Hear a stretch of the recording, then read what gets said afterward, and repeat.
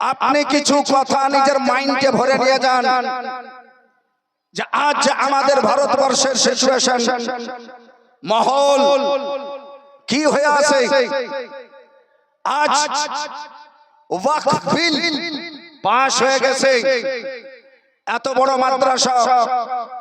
যখন আপনি কাবালা লিখতে গেছেন মোহরিরকে বলেছেন, না বললেও মোহরির লিখে দিয়েছে এই জমি আল্লাহর নামে ওয়াকফ করা হলো, মুতাওয়াল্লি হিসাবে অমুক অমুক অমুক।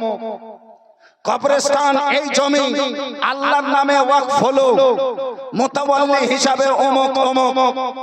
আপনাদের যত কবরস্থান, যত মসজিদ, যত মাদ্রাসা, যত ঈদগাহ, এই ধরনের আরো অন্য কোন ফ্লাইট যেটা ওয়াকফের করা হয়েছে, এইগুলো ওয়াকফ আর আপনার আইতে নেই, আইতে আছে এখন সরকারে।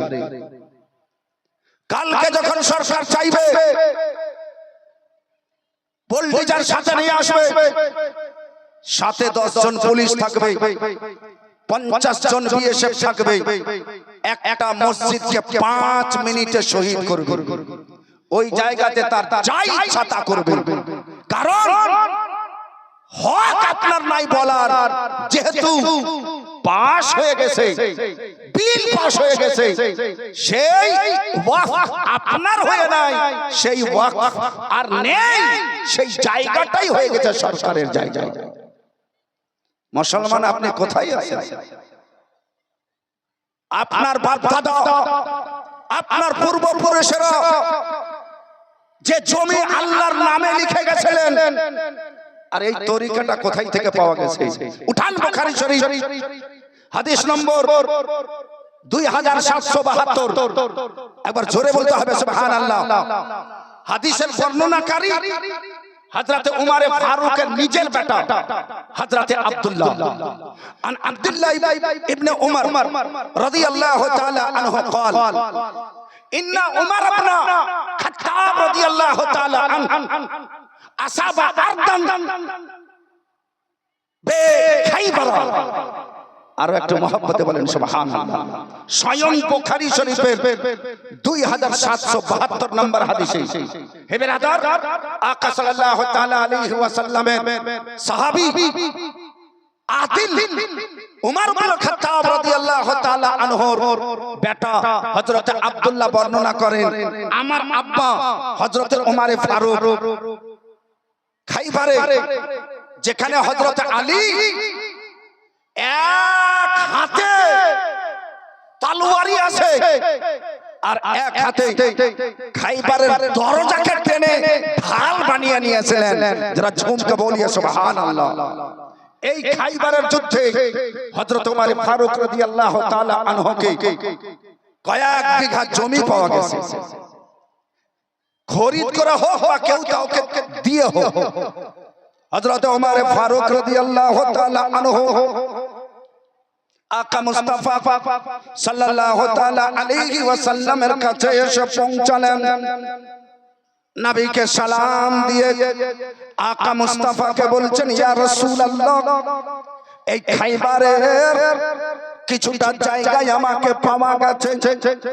ইয়া রাসূলুল্লাহ, এই জায়গাটা আপনার কাছে আমি পরামর্শ চাই, আপনার কাছে মাশওয়ারা চাই, এই জায়গাটা আমি কি করব?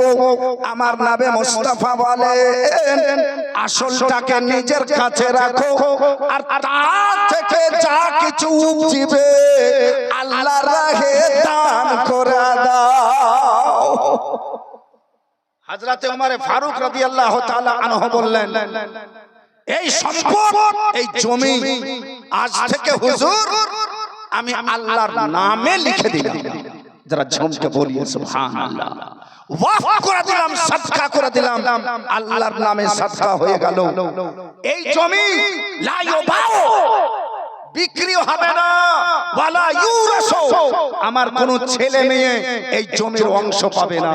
আরে ঝুমকে বলো সুবহানাল্লাহ। আপনাদের কবরস্থানে যারা জমি দান দিয়ে গেছে তার ওয়ারিশগণ এই কবরস্থানের জমি ভাগে পাবে না, মসজিদের জমি ভাগে পাবে না, ঈদগাহের জমি ভাগে পাবে না। এই ফতোয়া এলো থেকে, এই ফতোয়া বুখারী শরীফের হাদিস থেকে এসেছে। নবী সাল্লাল্লাহু তাআলা আলাইহি ওয়াসাল্লাম মোহর মেরে দিয়েছিলেন, এই জমি বিক্রি হবে না। নদী কেটে যাচ্ছে, কেটে যা, পাহাড় ভুসড়ে যাচ্ছে, ভুসড়ে যা। হযরতে ইমাম আবু হানিফা, ইমামুল মুজতাহিদিন, হযরতে ইমাম আবু হানিফার অটল ফতোয়া, वफ़ की जमीन तब्दील नहीं की जा सकती है, তার হাইয়াত পরিবর্তন হবে, তার শাকলা সুরাত পরিবর্তন হবে। নবী সাল্লাল্লাহু তাআলা আলাইহি ওয়াসাল্লামের সাহাবী, দ্বিতীয় নম্বরের খলিফা হযরত ওমর ফারুক রাদিয়াল্লাহু তাআলা আনহু এই জমি ওয়াকফ করলেন, যেই জমিতে বেটা পর্যন্ত ভাগ পাবে না, যেই জমিতে কোন অন্য মুসলমান বিক্রি করতে পারবে না। এই জমির যত ফসল হবে, এই জমিতে বিল্ডিং হবে, যত ভাড়া হবে, এই জমির যত ইনকাম হবে, আমার নবী মুস্তাফা বলেছিলেন সব হক হবে গরিবের, অধীনের, ফকিরের, মিসকিনের। যারা ঝুমকে বলিয়ে সুবহানাল্লাহ। আমরা তো জমি দিয়েছিলাম ভারতের গরিব, যাদেরকে আপনি চাইল পর্যন্ত দিচ্ছেন না, ওই সরকার, যাদেরকে চাকরি আপনি দিচ্ছেন না, যাদেরকে ফুটপাতে দাঁড় করে দিয়েছেন। আমাদের রাসূলুল্লাহ সাল্লাল্লাহু তাআলা আলাইহি ওয়াসাল্লামের মন্তব্য ছিল এই ওয়াকফের জমি হতে সবারই, দেশবাসীর উপকার হয়। যারা ঝমকে বলিয়ে সুবহানাল্লাহ। আর তাতে শুধু মুসলমানের জন্য কোনো শর্ত নেই, ইবনু সাবিল, মুসাফির তার জন্য আছে, হ্যাঁ, মিসকিন তার জন্য আছে, ভিখারি তার জন্য আছে, অসহায় মাজলুম তার জন্য আছে। আরে মুসলমানকে আপনি দেখেছেন কোথায়? মুসলমানের শরীয়ত ঘেঁটেছেন কোথায়?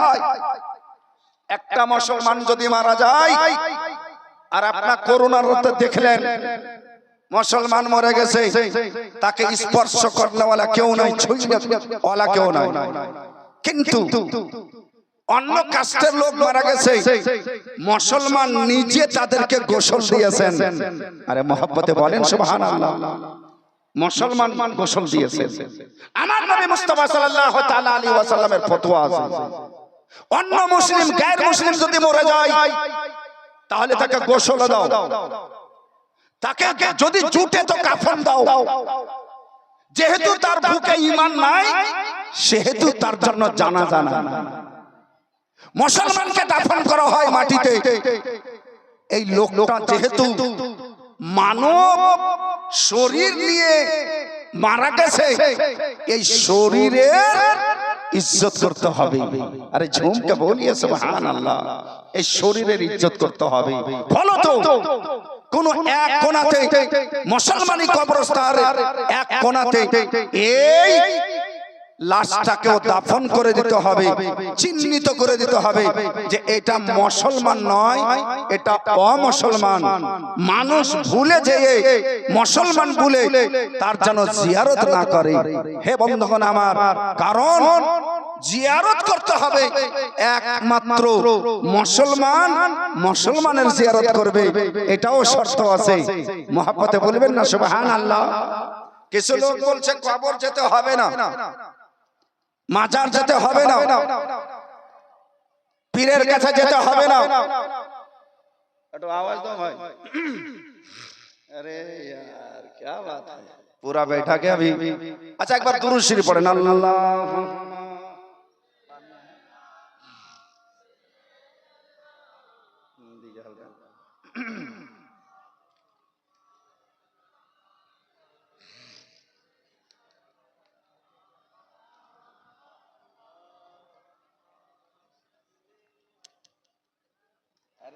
यार अभी तो बैठेगी। हाँ सारा दिन माशाअल्लाह। আলহামদুলিল্লাহ, ঠিক আছে বাবজান। আপনারা ভাবছেন, আরে মা বোনরা ভাবছে যে এই মৌলবিটা শুধু গাংড়াইতেই জানে আর কিছু জানে না, মানে গজল জানে না মনে হয়। আর মৌলবি যদি গজল না জানে তো মৌলবি কিসে? ও তো মৌলবি হইতে পারে, গজল নাই, সুর নাই, কিছু মৌলবি হলো এরকম একটা আছে। ঠিক আছে, আপনাদের যদি ওটাই ইচ্ছা করে ওটাই বলিয়েন। আজ আপনাকে কিছু হেদায়েতের কথা আলহামদুলিল্লাহ নিয়ে যেতে হবে, তার সাথে সাথে একটা গজল আপনি শুনেই নেন। বাংলা গজল শোনা হয়ে গেছে, হয়েছে না হয়নি? এটা একটু আওয়াজে বলে। বাংলা শুনেছেন আপনার? উর্দুও শুনে নিয়েছেন, ভোজপুরিও শুনে নিয়েছেন, শুনে নিয়েছেন? হ্যাঁ, সবই তো শুনে নিয়েছেন রে বাবা। পাঞ্জাবিও শুনে নিয়েছেন? শোনা হয়নি? পায়জামা শোনা হয়েছে? ওটাও হয়নি? আচ্ছা, মাশাআল্লাহ। তো দুটো লাইন আপনি শুনেন আলহামদুলিল্লাহ, আর একটু মহব্বতে চিৎকার করে বলেন সুবহানাল্লাহ। দোনো হাত তুলে বলেন তো ইয়া রাসূলুল্লাহ আলহামদুলিল্লাহ। হে ব্রাদার, জমানো খুব আসে আমাকে, কিন্তু আমার নিয়তি ছিল না। আজ আপনাকে দু চারটি কথা আমি শোনাবো, জবরদস্তি এই মনে করে বসেছি, আর শোনাবো ইনশাআল্লাহ। ও মেরে সোনিয়া মদিনা বিচ রাত বলিয়ে,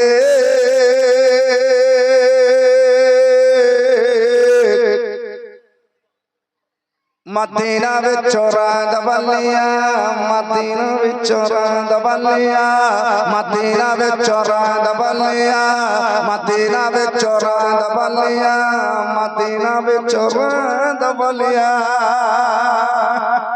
जी चाचा भी हाथ उठा देता है, माशाअल्लाह है इसमें कुछ अल्हम्दुलिल्लाह। तो झूम के बोलिए सुभान अल्लाह। मेरे सोनिया मदीना विच रात बलिया, मदीना विच रात बलिया, मदीना विच रात बलिया। कदम नबी बुला ले, कदम नबी दिखा दे, कदम नबी बुला ले तेरे दर पे, कदम नबी दिखा दे तेरे चल मदीना विच रात बलिए, मदीना विच रात बलिया, मदीना विच रात बलिया, मदीना विच रात बलिया। प्यारे प्यारे मुखड़ात बीबी आमेना दलाल दा, आमेना दलाल दा, आमेना दलाल दा, आमेना दलाल दा, आमेना दलाल दा, आमेना दलाल दा। प्यारे प्यारे मुखड़ात बीबी आमेना दलाल दा, आमेना दलाल दा, आमेना दलाल दा, आमेना दलाल दा। सारी सारी दुनिया तो मेरे मुस्तफा कमाल दा, मुस्तफा कमाल दा, मुस्तफा कमाल दा, मुस्तफा कमाल दा। चुमे जिब्रील पैर दे तलवे, चुमे जिब्रील पैर दे तलवे, कदम नबी दिखा दे तेरे चलवे मदीना विच रात बलिए, मदीना विच रात बलिए। बंधुगण आमार, तबे একটা জায়গাতে আনন্দের জায়গা আছে, মুসলমানের উপরে এত অত্যাচার, তার হক কেড়ে নেওয়া হচ্ছে, ছিনতাই করা হচ্ছে, হস্তক্ষেপ করা হচ্ছে, কবজা করা হচ্ছে। তথাপি অন্যান্য দেশ তো দেশ, ভারতবর্ষ দেখতে পাওয়া যাচ্ছে, ভারত দেশও দেখতে পাওয়া যাচ্ছে, যারা কলমা পড়েনি তারা কলমা পড়তে আরম্ভ করেছে। আরে ঝুমকে বলিয়ে, আমি তাদেরকে জিজ্ঞাসা করছি, আপনারা নিজেই দেখতে পাচ্ছেন মুসলমানে এত মার খাচ্ছে, মাপ লিঞ্চিং মুসলমানের, ঘরে ভোল্টেজার মুসলমানের, হক ছিনতাই মুসলমানের। মুসলমানকে এখন যেদিকে পাচ্ছে সেদিকে জুলুম চালাচ্ছে, এর মাঝখানে আপনারা কলমা পড়ছেন, মুসলমান হচ্ছেন, তো মার তো আপনাকেও খেতে হবে, বোলডোজার আপনারও তো বাড়িতে চড়বে। সে হাসতে হাসতে বলছে মুফতি সাহেব কিবলা फिक्र नहीं है, अरे ये घर कई दिन का है, इसका टूट जाने में अफसोस नहीं है। अफसोस तो उस वक्त होगा कि अल्लाह जन्नत में घर बना के रखा है और उसमें दाखिल होने को नहीं मिलेगा।